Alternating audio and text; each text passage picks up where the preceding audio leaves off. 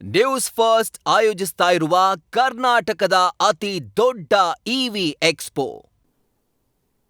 ನಮ್ಮ ಕರ್ನಾಟಕ ರಾಜ್ಯದ ಮುಖ್ಯಮಂತ್ರಿಗಳು ಮತ್ತು ರಾಜ್ಯದ ಉಪಮುಖ್ಯಮಂತ್ರಿಗಳಿಗೆ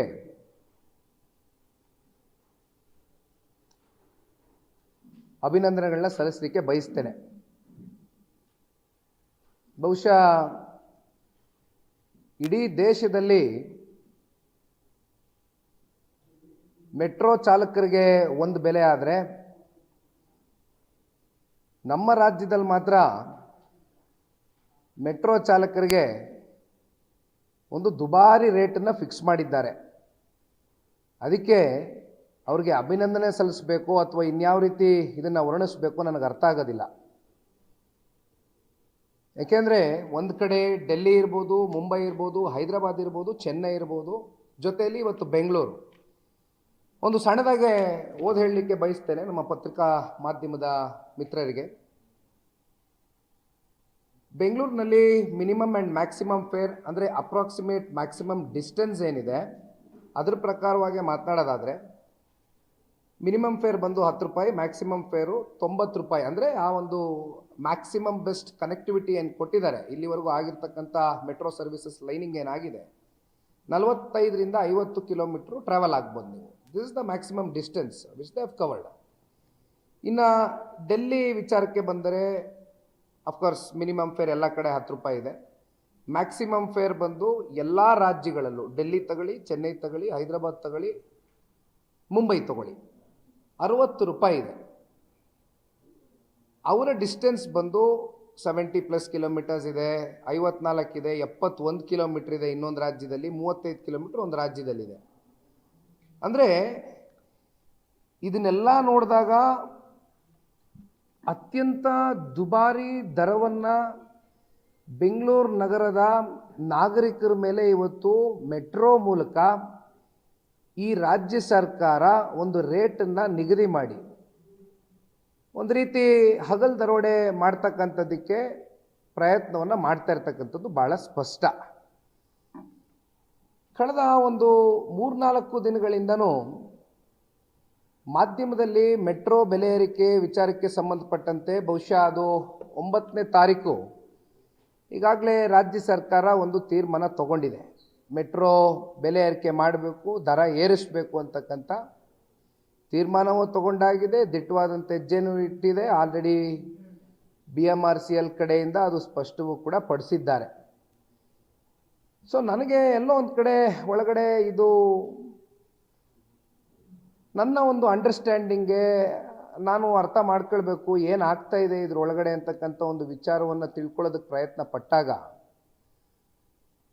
ಒಂದು 74 ಪುಟಗಳ ಈ ಒಂದು ಪುಸ್ತಕ ಇವತ್ತೇನು ನಾನು ತೊಗೊಂಡು ಬಂದಿದ್ದೀನಿ. 74 ಪೇಜಸ್ ಇದೆ ಇದರಲ್ಲಿ, 74 ಪುಟಗಳಿದೆ. ಇದರಲ್ಲಿ ಒಂದಷ್ಟು ಅಂಶಗಳು ಓದ್ಕೊಂಡಿದ್ದೀನಿ, ಅಧ್ಯಯನ ಮಾಡಿದ್ದೀನಿ, ತಿಳ್ಕೊಂಡಿದ್ದೀನಿ. ಹಾಗಾಗಿ ಇವತ್ತು ಈ ಒಂದು 74 ಪುಟದ ಈ ಪುಸ್ತಕ ಏನಿದೆ ಇದು ಮಾಧ್ಯಮದ ಮಿತ್ರರಿಗೂ ಕೂಡ ಈ ಒಂದು ಕಾಪಿಯನ್ನು ಕಳಿಸ್ಕೊಡ್ತೇನೆ. ಅದು ಹಾರ್ಡ್ ಕಾಪಿ ಇರ್ಬೋದು, ಸಾಫ್ಟ್ ಕಾಪಿ ಇರ್ಬೋದು, ನೀವು ಯಾವ ರೀತಿ ಬಯಸ್ತೀರಾ ಅದನ್ನು ನಿಮ್ಮ ಕೈಗೆ ಕೊಡ್ತೇನೆ. ಈಗ ಒಂದು ಈ ಸಂದರ್ಭದಲ್ಲಿ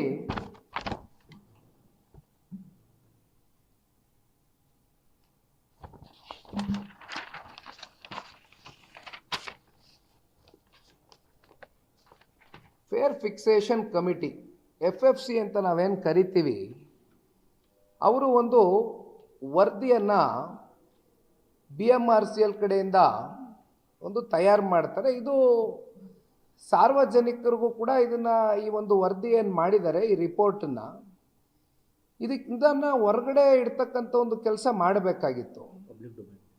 ಅಫ್ಕೋರ್ಸ್ ಪಬ್ಲಿಕ್ ಪ್ಲ್ಯಾಟ್ಫಾರ್ಮ್ಸಲ್ಲಿ ಇದನ್ನು ಶೇರ್ ಮಾಡಬೇಕಾಗಿತ್ತು. ಯಾಕೆಂದರೆ ಇದು ಯಾವುದು ಕೂಡ ಏನು ಇಂಟರ್ನಲ್ ಡಾಕ್ಯುಮೆಂಟ್ ಆಗಿ ಸರ್ಕಾರ ಇಟ್ಕೊಳ್ತಕ್ಕಂಥ ಡಾಕ್ಯುಮೆಂಟೇಷನ್ ಏನಲ್ಲ. ಇದು ಸಾರ್ವಜನಿಕರ ಹಿತಾಸಕ್ತಿಗೆ ಮಾಡಿರ್ತಕ್ಕಂಥ FFC ಕಡೆಯಿಂದ ಬಂದಿರುವಂಥ ರಿಪೋರ್ಟ್ ಏನಿದೆ ಇದನ್ನು ಸಾರ್ವಜನಿಕ ವಲಯದಲ್ಲಿ ಪಬ್ಲಿಕ್ ಡೊಮೇನ್ನಲ್ಲಿ ಇಡ್ತಕ್ಕಂಥ ಒಂದು ಪ್ರಯತ್ನ ಮಾಡಬೇಕಾಗಿತ್ತು. ಅದು ಅವ್ರ ಕರ್ತವ್ಯ.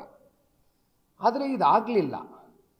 ಅದರ ಬದಲಾಗಿ ನಾನು ನಮ್ಮ ಈ ಸಂದರ್ಭದಲ್ಲಿ ಬೆಂಗಳೂರು ದಕ್ಷಿಣ ಲೋಕಸಭಾ ಸಂಸದರು ನನ್ನ ಆತ್ಮೀಯ ಗೆಳೆಯ ತೇಜಸ್ವಿ ಸೂರ್ಯರವರು ಒಂದು ಸಾರ್ವಜನಿಕ ಹಿತಾಸಕ್ತಿಯ ಒಂದು ಅರ್ಜಿಯನ್ನು ಹಾಕ್ತಾರೆ. ಅಂದರೆ ಒಂದು PIL ಹಾಕ್ತಾರೆ. ಎಲ್ಲಿ ನಮ್ಮ ರಾಜ್ಯ ಹೈಕೋರ್ಟ್ಗೆ ಅದನ್ನು PIL ಅನ್ನು ಹಾಕಿ ಒಂದು 7 ತಿಂಗಳುಗಳ ಕಾಲ ಅಲ್ಲಿ ಏನು ಆ 74 ಪುಟ ಅಂತ ಇವತ್ತು ನಾನು ಹೇಳ್ತಾ ಇದ್ದೀನಿ, ಆ 74 ಪುಟದಲ್ಲಿ ಏನೇನು ಮೆನ್ಷನ್ ಆಗಿತ್ತು, ಏನೇನು ಪಬ್ಲಿಕ್ ಡೊಮೇನ್ನಲ್ಲಿ ಹಾಕಬೇಕಾಗಿತ್ತು ಹೊರಗಡೆ, ಅದನ್ನು ಹಾಕ್ಲಿಕ್ಕೆ ಆಗಿಲ್ಲ. ಅದು ಥ್ರೂ PIL ಆಮೇಲೆ ಕೋರ್ಟ್ ಹೇಳಿದ ನಂತರ ಇದನ್ನು ಹೊರಗಡೆ ನಮಗೆ ಅಂತಿಮವಾಗಿ ನಮ್ಮ ಕೈಗೆ ಇವತ್ತು ಈ ಒಂದು ಡಾಕ್ಯುಮೆಂಟು ಸಿಕ್ಕಿದೆ, ಲೀಗಲಿ ಫೈಟ್ ಔಟ್ ಮಾಡಿದ ಮೇಲೆ. ಅದು 7 ತಿಂಗಳುಗಳ ಬಳಿಕ. ಇದು ಫಸ್ಟ್ ಪಾಯಿಂಟ್. ಜೊತೆಯಲ್ಲಿ ಇವತ್ತು ಫೇರ್ ಫಿಕ್ಸೇಷನ್ ಕಮಿಟಿ ಅಂತಕ್ಕಂಥದ್ದನ್ನ BMRCಯಲ್ಲೂ ಕೇಂದ್ರ ಸರ್ಕಾರಕ್ಕೆ FFC ಮಾಡಲು ಹೇಳಿದ್ದಾರೆ ಅಂತಕ್ಕಂಥದ್ದನ್ನ ಹೇಳ್ತಾರೆ. ಫೇರ್ ಫಿಕ್ಸೇಷನ್ ಕಮಿಟಿ ಅವ್ರು ಹೇಳಿದ್ರೂ ಸಹ FFC ವರದಿಯಲ್ಲಿ ರಾಜ್ಯ ಸರ್ಕಾರವೇ FFC ಮಾಡಲು ಒತ್ತಡ ಹಾಕಿದೆ ಎಂದು ಉಲ್ಲೇಖಿಸಿದ್ದಾರೆ.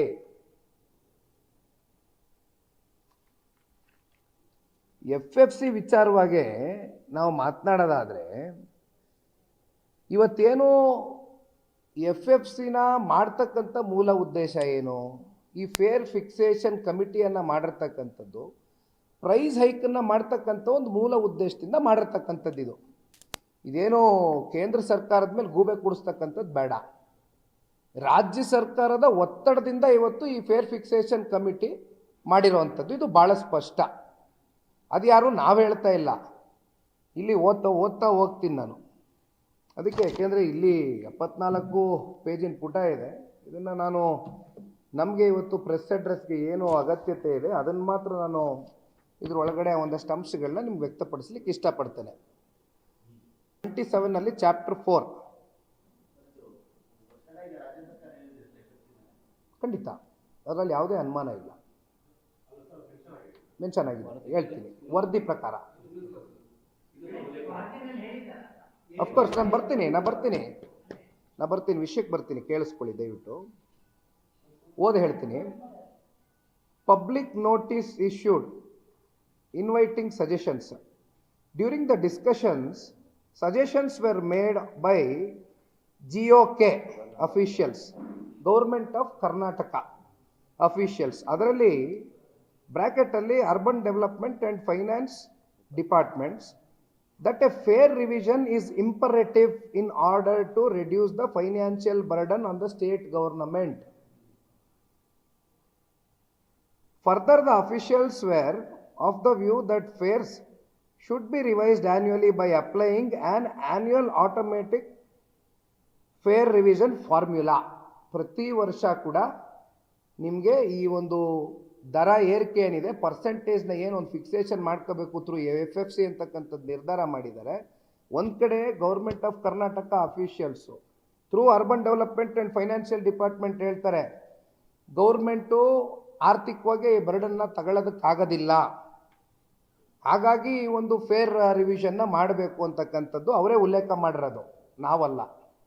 ಯಾರು? ಅರ್ಬನ್ ಡೆವಲಪ್ಮೆಂಟ್ ಆ್ಯಂಡ್ ಫೈನಾನ್ಸ್ ಡಿಪಾರ್ಟ್ಮೆಂಟಿಂದ. In fact, the Urban Development Department of the state government has been sending regular communications in this regard to BMRCL for expediting the constitution of the Fair Fixation Committee. ಅಂದರೆ regular ಆಗಿ ಈ ವಿಚಾರದ ಬಗ್ಗೆ communication ಮಾಡ್ತಾ ಇರ್ತಕ್ಕಂಥವ್ರು state government ಕಡೆಯಿಂದ ಆಗ್ತಾ ಇರ್ತಕ್ಕಂಥದ್ದು. ಇದು ಫೇರ್ ಫಿಕ್ಸೇಷನ್ನು ಏನಿವತ್ತು ಪ್ರೈಸ್ ಹೈಕ್ ಬಗ್ಗೆ ಚರ್ಚೆ ಮಾಡ್ತಾ ಇದ್ದಾರೆ, ಕೇಂದ್ರ ಸರ್ಕಾರದ ಮೇಲೆ ಹೇಳ್ತಾ ಇದ್ದಾರೆ, ಇಲ್ಲಿ ರಾಜ್ಯ ಸರ್ಕಾರದ ಪಾತ್ರ ಇರ್ತಕ್ಕಂಥದ್ದು ಇದು ಭಾಳ ಸ್ಪಷ್ಟ. ಕಮ್ಯುನಿಕೇಷನ್ ಆಗಿರೋದು ರಾಜ್ಯ ಸರ್ಕಾರದ ಕಡೆಯಿಂದ. ಮತ್ತೆ page number 46 chapter 7 revision of the fare. ಬೇರೆ ಎಲ್ಲ ಹೋಗೋದು ಬೇಡ. In fact the urban development department of the state government has been sending communications in this regard to BMRCL for expediting the constitution of fair fixation committee. ಅಂದರೆ BMRCL ಮೇಲೆ ಒತ್ತಡ ಏರ್ತಾ ಇರ್ತಕ್ಕಂಥವ್ರು urban development department of state government has been sending communications. ಅವ್ರ ಕಡೆಯಿಂದ communicate ಆಗ್ತಾ ಇದೆ, BMRCLಗೆ ಒತ್ತಡ ಏರ್ತಾ ಇದ್ದಾರೆ. For expediting the constitution of fare fixation committee.